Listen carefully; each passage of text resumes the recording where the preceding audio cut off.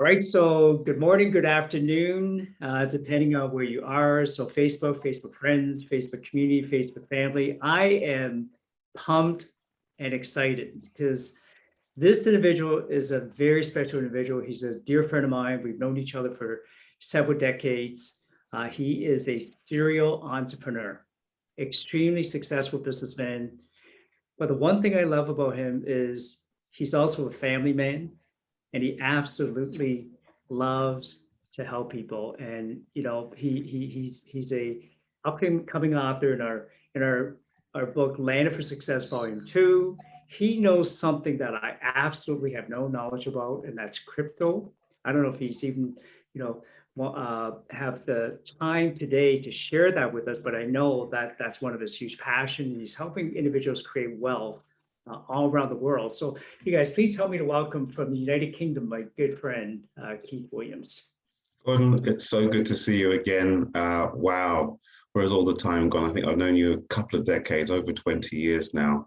And wow, thank you for inviting me on this special call. Of course, it's just a prelude to what we're going to do in the book. And, I don't know if I have too much to share. I mean, the story is just, 30, 40 years of experience in the world of business. I stepped out of 30 to 40. You don't even look like you're 20. How can it be 30 to 40 years? I'm giving it away. I started very, very early. Gordon, no. But what I have gained is experience and wisdom over the years. And, being in business for around 37, 38 years, stepping away from the corporate world at a very tender age of around 24. I was caged in a box for a while, for about 7, 8 years. And I thought, I can't be caged anymore. And I decided I had to just go out and try and seek my fame and fortune. Now, that was a step of faith. That was a leap of faith, actually. And, that was way back in the 80s. And it was a very different world back then. I know I don't look old enough. Wasn't it? Very different world. Do me a favor. I'm going to be sharing this to a couple of groups, or Landed for Success group, to your page while you're chatting. You're too humble. I'm telling you, guys. If you guys are watching right now, Keith is very humble about his success. Where were the folks before we talk about your reason for being a co-author in Landed for Success, and we're so excited to come and speak to our audience in Toronto as well in the new year. But tell us a little bit about yourself, Keith. You mentioned 30, 40 years, right? But tell us a little bit about yourself. What's your background? Well, my background, living in the UK, from beautiful home. I experienced a breakup very early. My mum and dad separated very early, but my dad raised the three of us. And that was, that's right. So I'm very proud, and he's someone who I look up to, and has given me a lot of values and instilled a lot of good things in me. But he worked hard as a single parent, 3 young kids, and I had a lot of responsibilities very, very early, Gordon, very early. I had 2 younger sisters. I think I was around 10, and I realized the importance of family.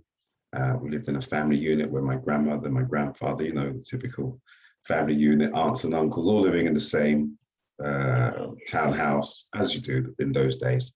And it taught me a lot about family values and the importance of the family.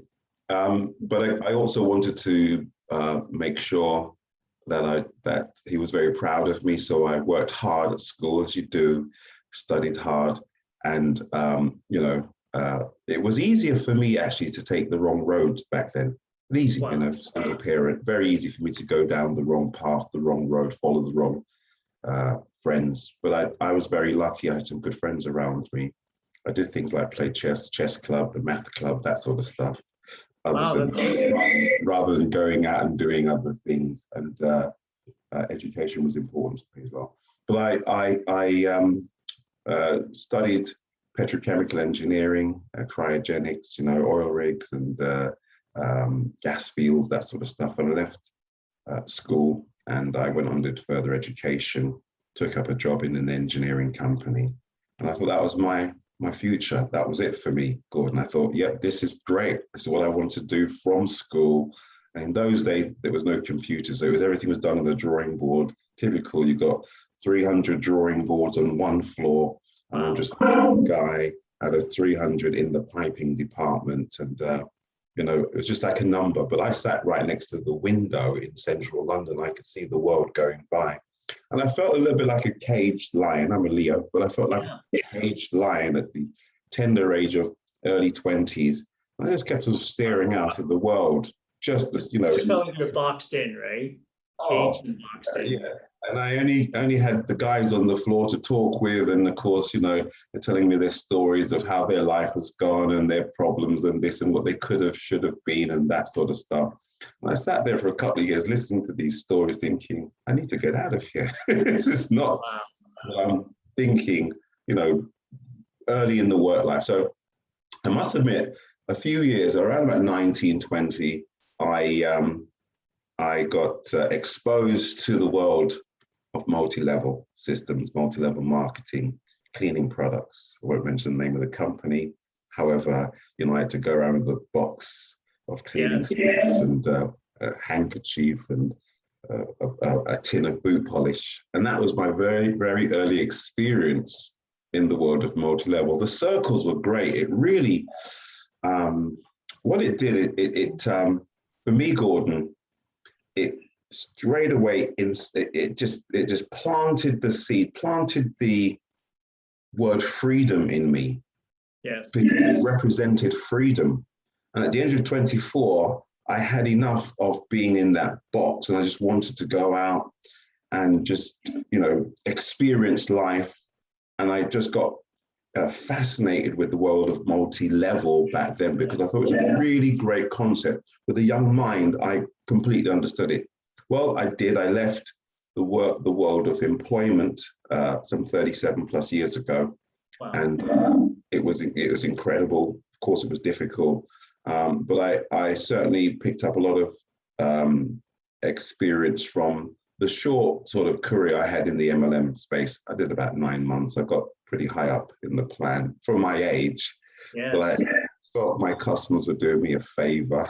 They didn't really need the products, but it was great experience. And I learned how to team build very early. One of the books I read very, very early was How to Win Friends and Influence People. That had a profound effect on me very early. One of the best books I've ever read. I read a lot of books, but Managing Thinking Big, Rhinoceros Success, all sorts of books are great for personal development. But that book itself helped me to understand how to relate to people, how to find win-win, how to get the best out of individuals, how to be a good communicator. It really did a lot for me, that book, when I was at a tender age. Went into the world of property in the late 80s, and that's when I first realized that I can't control the wind, the economics. And I did well, but then, we had a few hurricanes and a few storms, and by the early 90s, I was completely, wiped out. My short career, and I thought, yes, I'd arrived and I did very well, but I was a casualty of the economic situation. That was my first recession. Then that came a few years after Black Monday. I think that's 1987. And the knock-on effect by 1990, pretty much tough. And I had to pick myself up. That's when I first learned how to dust yourself down, pick yourself up, dust yourself down, and go again. Knocked down, but not knocked out. And so that's so hard to do. And that was a very young age. And I'll tell you what, Gordon, the most difficult thing to handle was how people looked at you after you got to a certain level and then you lost it all, or practically lost it all. So that was a humbling experience, but it taught me about just being focused, being brave, and not to worry what people think about you. You've just got to stay focused, and you've got to just find something else to do. And of course, I walked away from the space of properties. I thought, well, bad experience, doing well, wiped out, okay. And I found myself in the world of telecommunications, early 90s. Great, because I was looking to do something, and cellular phones were just, or mobile phones were just picking up. Remember the old days of the 8800 Motorola? These were fun. But I realized that the world is changing, communications, and I moved into the space of communications without any experience whatsoever. But again, with a young mind, healthy to learn and just wanting to absorb like a sponge, Gordon, it was great. Yes. Because I just got in just at the beginning of deregulation in the mid-90s. And I read an article in the magazine. It revealed everything to me. The biggest shift in wealth back then was about to take place, power and deregulation of telecoms. The light bulb went off. I'm an entrepreneur, I'm a businessman. I made a decision, I was going to step out on faith. That was it, no safety net. So I made inquiries, found a couple of companies that I could partner with. And I did that. I partnered with those companies and we went out and acquired customers on a daily basis. But these were business customers. So this was before my MLM experience in the telecoms industry. So I had 4 or 5 years before I came across an MLM company in the telecom space. However, so you already bought into the industry.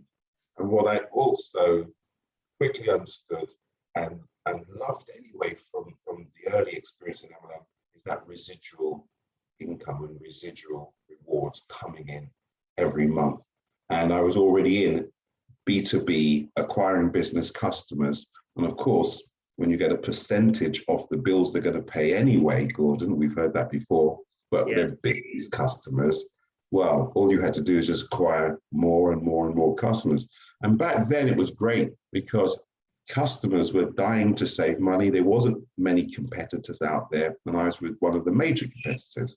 And so that was mid-90s. By the time I got to sort of 98, 99, I came across a wonderful company where you and I met. Yes. In the space of telecoms, in the space of residential telecommunications. And I thought, great, I can bolt that on to the business, the B2B platform that I'd already built. And that B2B consultancy that I grew, we were top 200, and I grew it in 5 years to a top 6 consultancy for that major telecoms company. So when the MLM program came along, where you and I met, it was an easy transition. And because of my experience in MLM with the cleaning company and just, with the personal development books, I was able to quickly paint the picture, the vision of what it would be like to acquire customers and get those residuals. And of course, we went on to power, gas, electricity. Yes. To be fair, that was my first big success in the space of MLM. It was a great journey, 5-6 years with the company. And we pioneered the United Kingdom. My business partner and I, we pioneered the United Kingdom. It was a great experience to build a huge team. I think around about 14 to 18,000 distributors, probably around about 40,000 customers. And back then, Gordon, it was one telephone service. That was the phone. You remember right? One service. We didn't have cell phones. We didn't have internet. We didn't have anything else. Just one phone service, which is your fixed line phone in your home. So of course, that experience helped me because obviously it put me on the map as far as the world of MLM. I'm very humble. I was, for me, it was a great experience because I just put my head down, stayed focused, consistent, and we set goals and we focused on those goals, but by helping others to achieve their goals. And I think that's significant to understand. Of course, mid-2000, so 2005 onwards, the industry, of course, now matured, competition was rife, and then it was more difficult to get customers to do you a huge favor and use your service because... Right, can you do me a huge favor? I remember that, Keith. Along came the comparison websites because you go on the comparison website, they've got all the data. And of course, I realized back then that the writing was on the wall. I went through a very difficult period between 2006 and 2008, the financial crash in 2008. And not many people know, but I suffered tremendously because obviously as the telecoms industry leveled off, I found myself looking around to do something. It took me 2 or 3 years to find something else to do. And that period of time almost completely wiped me out. I was not far from being in financial ruin. And I don't mind sharing this with the listeners, but again, another knockdown, but not knocked out. And Gordon, it was incredible, because I remember, worrying about family, future, and listen, having been out of the work environment for such a long time, the pressure was to go out and get another job. But we all know what JOB stands for. And because now it was hardwired into my psyche, not going out to get a job just to at least pay the bills, I was determined. And I'm a very faith-driven individual, Gordon. So I was determined to find something else. But being an entrepreneur, always looking for opportunity, just at that time, the pensions and investment arena got somewhat deregulated. Rules were changed because there was very little liquidity in the market, Gordon. So for me then, I saw an opportunity. The light bulb went off just as I read that center spread in the magazine about telecoms. I said, wow, there could be an opportunity here. And my thinking mind kicked into gear, Gordon. And it was great because for me— Regulation the second time, right? Well, again, but in the pensions arena, Yeah. the government allowed pension holders to have access to the pensions that they built up over the years. And as long as they took the tax-free sum and paid the tax on the balance, that, because I understood what the government were doing. They were allowing, they were helping the economy by allowing liquidity to come back into the economy. No one was buying cars and houses, and no one was going to the shops. It was pretty tough in 2008. Do you remember, of course, when that crash was terrible. Crash was terrible, and it had a knock-on effect. But I saw an opportunity. I said, "Wow, there's a chance here." And I would, with that mind that I have, I set up a sales team of agents, getting clients for me. I learned very quickly about the space. I'm not a financial advisor, but I surrounded myself with professionals and investment companies and providers, pension providers, and I was back in business. From almost being completely knocked out, I was back in business, Gordon. I mean, that's just a journey of around 20 plus years. For 10 years, great, the industry, I suppose, we're going through massive growth. The pension space was just so rapid. Individuals are getting access to their pensions, being able to do things with the surplus after they get their tax-free sum. But the last 2 or 3 years have been pretty difficult. And I, again, saw the writing on the wall. But this time, Gordon, I started to look around for other opportunities because I didn't feel comfortable in the space anymore. The advice that was given by professionals weren't necessarily the right advice. And so the industry went through a heavy sort of a period of regulation and change. And of course, that would affect me.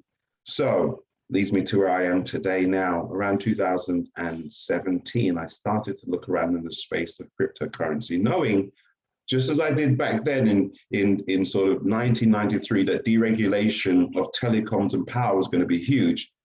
I looked at crypto as being the deregulation of money, and it's the new world versus the old world. And I could see that at my ripe old age that I've got one chance left, Gordon, get into this space. Now, many people I know have tried to get into the space of crypto, and many have lost money, been burned, don't have a clue about the industry. But for me, Gordon, I said, this has got to be the future. So I've got to find a way in. And having made a few mistakes and some bad experiences, here's what happened. I found a company in 2019 when I was, again, just as I was in 2009, in a very difficult financial situation. I mean, literally, I could have gone out and done some Ubering, some taxiing, or done something to make ends meet. It was that bad. But again, I didn't want to go out and get a job. I haven't written a CV for like 25, 30 years. I wasn't prepared to write another CV. I probably have no content in it anyway. However, Gordon, I came across a platform, but for me, I resisted many other platforms because I really wanted to be with the right people. It's very important because of my beliefs, how I'm wired, my faith. I really wanted to find a real company with real individuals So that was the most important with the experience in the crypto world. And I found, I was talking to my family yesterday about that decision to jump on the very first webinar. And life is all about choices, Gordon. We all, every day have choices, isn't it? And then you can look back and think, what a choice that was. Because we just celebrated again, we celebrate Guy Fawkes every 5th of November, every year, fireworks display. It was something we do here in the UK. And I remember it was the 5th of November, 2019. And I promised the kids I was going to take them to the fireworks display, as you do. Young kids, they want to go to the fireworks display. And I got a phone call from a dear friend saying, there's a webinar on later. They're looking for a handful of leaders. And do you want to jump on? Do you have time? I've already taken a preliminary look. It looks fairly good, looks really good from what I've seen so far. But there's the first webinar, the first presentation that's taking place tonight. Are you free? Wow. You free. Those 3 words, I thought, well, am I free? I like that. And I could have quite easily said, listen, you jump on that call, I'll get on to the next one, or tell me all about it when when you got some time. I've got to go to the fireworks display tonight with the kids. But as I said, life is all about choices. The choice I made was to jump on that call at 6 p.m. because I knew that I was looking, I needed an opportunity. And I thought, well, how can I just not take that opportunity to take a look at something? So the kids had to go out in the backyard to take a look at the fireworks display from a distance. And I was on a webinar for about an hour and a half. But halfway through that webinar, Gordon, the light bulb went on, vision kicked in. I stopped listening to the information because I caught the vision. Wow. And I saw it with my mind, not with my eyes. I said, wow, okay, what a project, what an idea. These guys are real. Let's take a look even further. And I made my decision fairly early, but I'm so glad I made the decision, the choice to jump on that call. Yes. And things could have been very much different over the last 24 months. And at that time, I didn't have any money. I was broke, not poor. I mean, I live in London. It's very difficult to be poor in London. But, you live in London. So I was in a situation where I didn't have any liquid capital around me. I was pretty much, looking for, something to do because the bills still come in every month. You can't stop bills from coming in. So I look back now where I am now, and I look back at that decision to not go to the display, the fireworks display, but to jump on a call. Of course, the kids were a little bit disappointed, but I am so happy. Tell you, kids are not disappointed now. We can, absolutely. You can go to as many fireworks displays. We can have fireworks displays anytime you want. But as I said, life is about choices. And you look back and think, wow, I was so lucky to make that choice because you could, we all have choices. Well, the journey's been fantastic over the last 24 months. What I love about what I do is that I understand that mass adoption is on its way. It's here. The industry is 4 trillion and in terms of market cap, but the people are speaking. They want to know more about the space. Even industry leaders and financial commentators, they're all looking and talking about the technology that underpins the space, and obviously the tokens, the coins, and the companies that are set to disrupt the companies and industries that we know. And I always say that the most important thing is I stepped out on faith with this company, and we tend to do that. Sometimes we believe in the individual that's told us about it, or we just have that leap of faith. And I had that leap of faith. I believed, not having anything, with nothing to lose and everything to gain. But then after a period of time, you then realize that this could be your purpose. And I think it's so important to find your purpose in life. And I really feel that once you find your purpose, then the passion kicks in, then the commitment and everything else just really comes into play because you're purpose driven.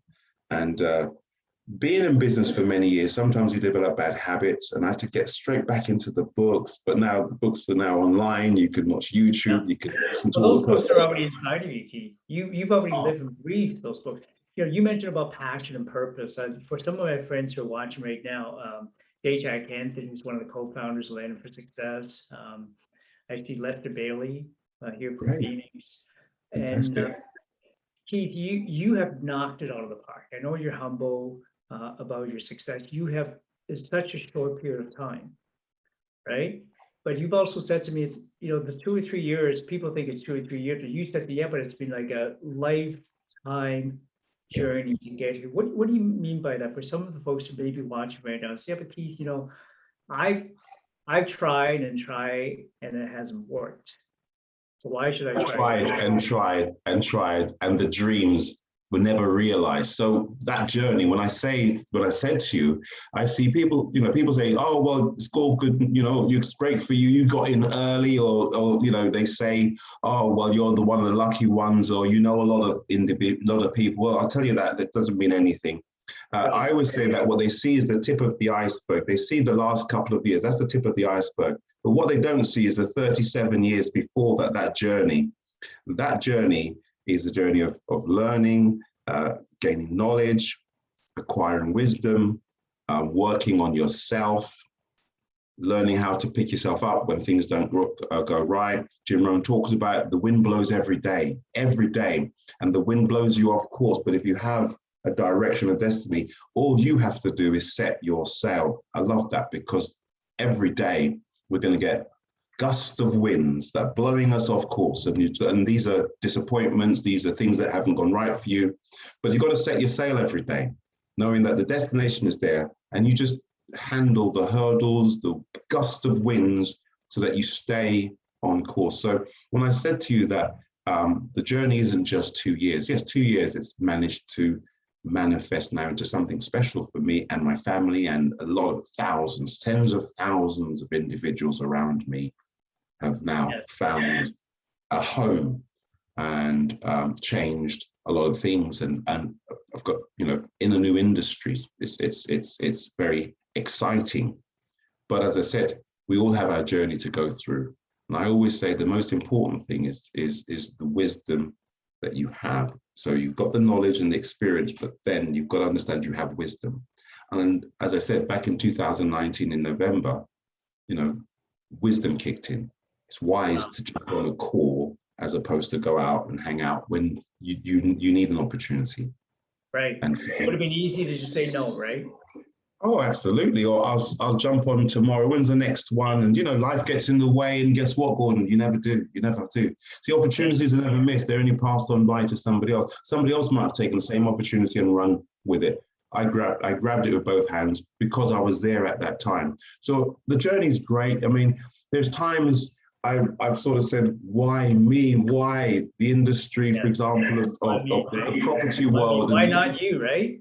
Exactly. I know that's the message you give people every day now, Keith. And it's been really your own experience, Keith. I know you only had 10 minutes for us, and you've already given us half an hour, which is incredible. For some of my friends who are watching, Patricia, who's here as well, and others that I probably can't see some of you on social media here. But thank you so much for being here. It's a good friend of mine. You're welcome. Keith for several decades. Very humble. One of the reasons why I wanted Keith on here is he's actually going to be in Toronto. And interesting enough, a friend of mine I've known for 30 years, I'll call him Bob, right? Protected and innocent. He called me, he said, hey, did you know, he didn't say, did you know? He says, hey, a friend of mine, Keith Williams, is coming to town and you should come and meet him. And I thought, oh, it's okay. I already know Keith. But I mean, again, you're humble about your success. I want to share, and if anybody, is thinking, okay, I would like to learn a little bit more what Keith's doing, reach out to me. I'm happy, more than happy to connect you directly with Keith. And, Keith mentioned how to win friends and influence people. Keith and I have a mutual friend, Elliot Hilder. And I believe Elliot is the modern day version of how to win friends and influence people with his likability equals success. Yes, he's got a great course, hasn't he? program. So I want to share this thought and then have you wrap this up here, okay? In 2016, I think it was, I had met my family because by now my kids are all around the world. One was in Paris, one was in Hong Kong. And so we decided the place where we can meet was in Paris. So I got there, and the second day in Paris, I tore my ACL, remember? Yes. Literally, I felt like I got shot by a gun, not that I had been in the past. And so we get to the UK and I'm feeling sorry for myself, you guys. Like, what am I going to do? Well, guess what? Keith and Elliot were kind enough to come and meet me for breakfast. And there's the three of us. So now I'm picturing the three of us. Who would have ever thought, right? Keith, you mentioned deregulation, where without saying the name of the company, we'll just say the initials for ACN, right? I was fortunate to say yes and become the first RVP in ACN. You guys were the first RVPs in Europe, and Elliot, like the three of us at one time were probably the top earners respectively worldwide. And I'm not saying that to brag, right? But who would have thought 3 year, like the three of us now are all co-authors. Yes. In Land for Success. You got Lester Bailey, who's protected 2 US presidents. Can you imagine? Who's like an author in a book. You've got John Shin, the executive producer of Think and Grow Rich, like is the movie, who's part of our series. So my question for you, Keith, is with all the success you already have, and with all the people's lives you're changing, not even just financially, but helping individuals to pick themselves back up, right? What inspired you to share your story in Land for Success? What inspired me? Well, I've never written a book. I'm thinking my autobiography, that's going to come down the road. And so it's always fascinated me, to write, because I've got so much content, so much experience, and even little snippets. But my journey has created some fantastic relationships and friendships around the world, and entrepreneurs that are focused on trying to be successful.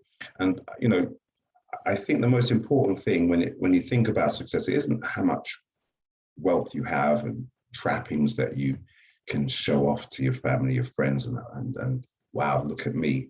The most important thing is that peace of mind and freedom. And for me, I think the most important thing on your journey to success is how many lives you touch and how many people you serve. Because one of the things that for me is most important in the last couple of years, one of the most important things is the number of people I've been able to serve and help. And if you do that, and you do that in a very if you're willing to do that without any conditions, so no conditions, just go out and serve and help others, okay, right? Because you can, then do it, because you will get rewarded, you will get paid back, and that's how life is. And that's probably what was missing on my journey. It was all about self, it's all about me, it's all about what I can get. But one thing I did lose sight of is that the more people you help and serve and get them to achieve the things that they want to achieve, it doesn't have to even necessarily be in the business that you're in, but anything else is so good, because you're only going to be remembered by the impact you have had on others. And that to me is the most important lesson that I have learned. And now I'm applying it every single day, and do it in a really sort of, a faith-driven way, a way that, as I said, it's most important that we help one another. I think that the last couple of years with the crisis that we've had globally, I think families and friends have come back together. We've connected with others, friends that we haven't connected with for a while. We've contacted individuals we haven't spoken to for 2, 3, 4 years, and that's because in the last couple of years we've all maybe suffered in some way or another, whether it be employment, whether it be loved ones, friends, family members, or whatever. But I think that what has happened is that we're starting to think about others more now. So that's probably the best way to end this little. I love that, Keith. And adversity, right? The point, adversity equals sees a greater opportunity and so on. And you've experienced that. Now you're giving back. Folks, if you're watching, Keith, I'd love for you to come back and maybe do some Definitely deeper will. dive into some of the things that you shared with us earlier. You get so Sure, much would wisdom. love to. So again, folks, if you guys would like to reach out to Keith, let me know. Okay, DM me, DM Keith. I'm more than happy to connect you with Keith. I'm excited that in I'm the looking new forward year, to it. we're looking to have Keith, join us to speak live here in stage in Toronto, Canada. We can meet him in person. Looking forward to his story coming out. And Keith, I want to ask you 3 quick questions like I ask all my guests before I let them go. You okay with that? I'm going to put you on the spot. Absolutely, yeah. Yeah, go on then. Folks to know you a bit. We haven't rehearsed this. This is great. Right on the spot. Okay. So Keith, what is your favorite color? Blue. Blue. Okay. Do you have a favorite ice cream? Vanilla. Cornish vanilla. What is it? What kind of vanilla? Cornish vanilla is from a part of the UK, Cornwall. They make the best vanilla. The milk there is fantastic. Cornish vanilla. If you've ever tasted it, it is absolutely fantastic. I wonder if it's available here. I wonder if it's available here. Cornish. Yeah, if you ask for it, Cornish vanilla ice cream, the tastiest, the best. Hey, now here's the last question. This one's hard. Okay. Okay. This is hard. If you could wave a magic wand right now and do one thing for Keith, not somebody else. Because again, you have such a big servant's heart. I know that. Like you're always thinking about how can I serve? How can I help? How can I do something for somebody else? So if you could wave a magic wand and there was one thing you could do for Keith right now, what would you do? Take off 30 years of my life. Turn the clock back. No, I mean, to me now, I have less ahead of me than has gone before me. So life is so important. Health is so important. And so the most important thing now is for me to take care of myself. That's the most important thing. And if I could just get some time back, which we know we can't, but if I can, great. That would be my wish to myself. That's amazing.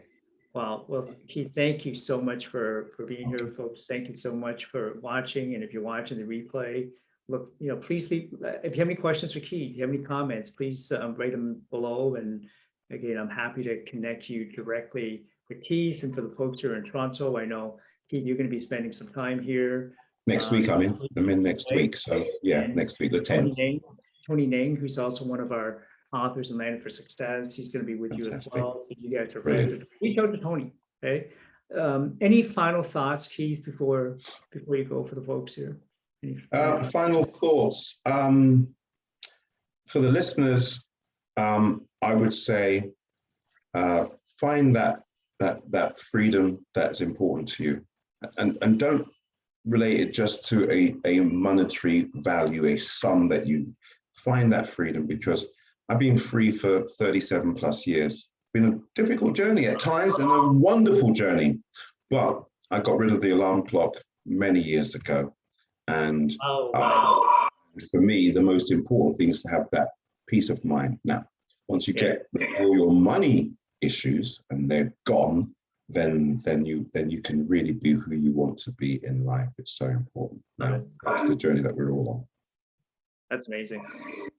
Well, once again, Keith, thank you so much. Thank you so much for all your wisdom, and thank you so much for watching. Let's do this again in the new year. Yeah, have an amazing day.